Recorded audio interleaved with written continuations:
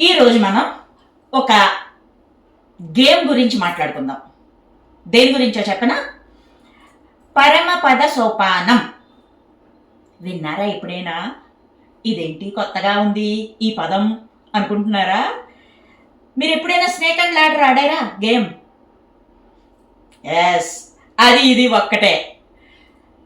13వ శతాబ్దంలో జ్ఞానదేవ అనే ఒక ఋషి, ఆయన పిల్లలు, శిష్యులు ఒక ఆటని కనిపెట్టారు. ఆ ఆట పేరే మోక్షపదం. పరమపద సోపానమన్నా, మోక్షపదమన్నా, వైకుంఠపాళి అన్నా, స్నేక్ అండ్ ల్యాడర్ అన్నా ఏదైనా ఒకటే, గేమ్ ఒకటే.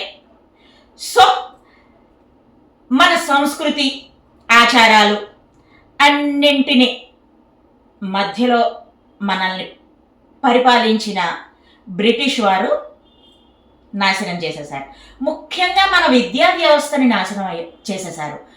సో ఆనాటి మన ఋషి పొంగవులు, మునులు ఆటల ద్వారా కూడా పిల్లలకి విద్యాబుద్ధులు నేర్పించడం చూసి ఆ ఆటని బ్రిటిష్ వారు కొన్ని మార్పులు చేసేశారు. దానికి స్నేక్ అండ్ ల్యాడర్ అని పేరు పెట్టారు. వారికి అప్పట్లో కలిసి వచ్చిన విషయం ఏమిటంటే ముద్రణా వ్యవస్థ అందుబాటులోకి వచ్చేసింది వాళ్ళకి. కాబట్టి ఆ ఆటని తేలికగా మార్చేశారు.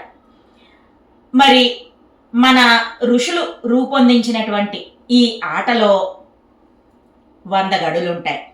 జ్ఞానదేవ ఈ ఆటలో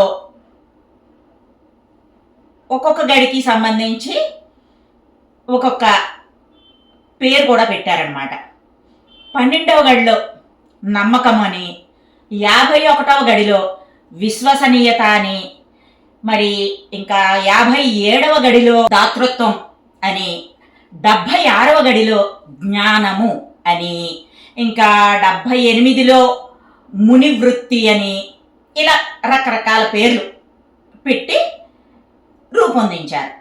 అంటే ఈ గడులలోకి చేరితే నిచ్చెన ఎక్కుతాము, అంటే అలాంటి అలవాట్లు చేసుకుంటే మనం జీవితంలో పైకొస్తాము అని విలువలు నేర్పేటటువంటి, జీవితపు విలువలు నేర్పేటటువంటి ఉద్దేశ్యంతో ఈ ఆటని ఆడించేవారు అన్నమాట. అలాగే 41వ గడిలో అవిధేయత, 44వ గడిలో అహంకారం అని, 49వ గడిలో అశ్లీలత అని, 52వ గడిలో దొంగతనం అని, 58లో అబద్ధాలు ఆడడం అని, ఇంకా 69లో అప్పుల పాలని, 84వ గడిలో కోపిష్టి అని, 92వ గడిలో దురాశ అని, 95లో గర్వమని, 99లో కామమని, ఇలా చెడు నడవడికలు కూడా మెన్షన్ చేశారు. మరి ఆ గడిలో పడ్డవారు పాముచే మింగబడతారు అని చెప్పారు. అంటే వాళ్ళు జీవితంలో, లైఫ్లో వెనక్కి వెళ్ళిపోతారు, లేకపోతే వాళ్ళకి శిక్ష పడుతుంది. ఇలాగనమాట.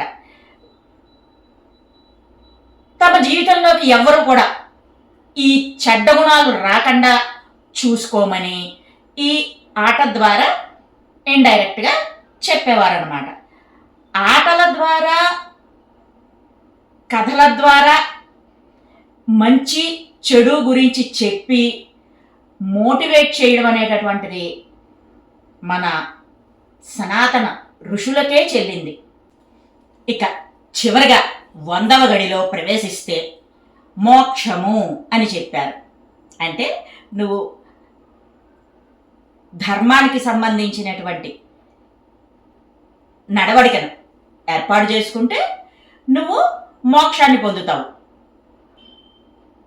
అంటే జీవితంలో విజయం సాధించాలి అంటే ఏ మార్గం ఎంచుకోవాలో ఈ ఆట ద్వారా నేర్పేవారన్నమాట.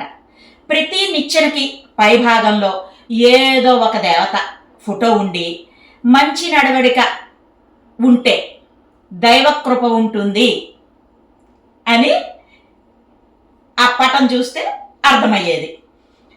మంచి మార్గంలో వెళదాం అనుకునే వారికి ఎన్ని చెడు అవాంతరాలు మధ్యలో వస్తాయో దానిని అధిగమించితే సక్సెస్ అవుతారు అని కూడా చెప్పడం ఈ ఆట ముఖ్య ఉద్దేశం. ఒక చిన్న ఆట ద్వారా ఎంత చక్కటి నీతిని బోధించేవారో కదా.